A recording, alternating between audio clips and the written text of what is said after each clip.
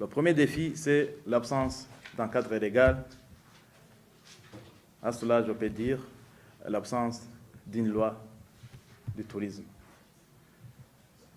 C'est pourquoi vous allez voir que pour développer le secteur, il faut avoir des garde-fous pour pouvoir exactement mener à bon port la réalisation et le développement du secteur.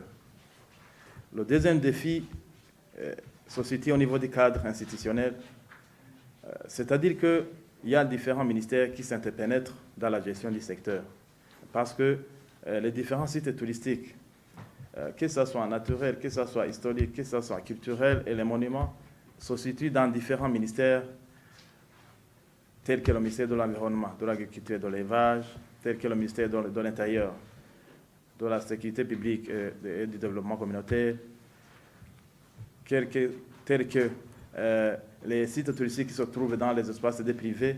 Tout ça sont des défis, sont des problèmes ou des contraintes qui nous bloquent dans le développement du secteur.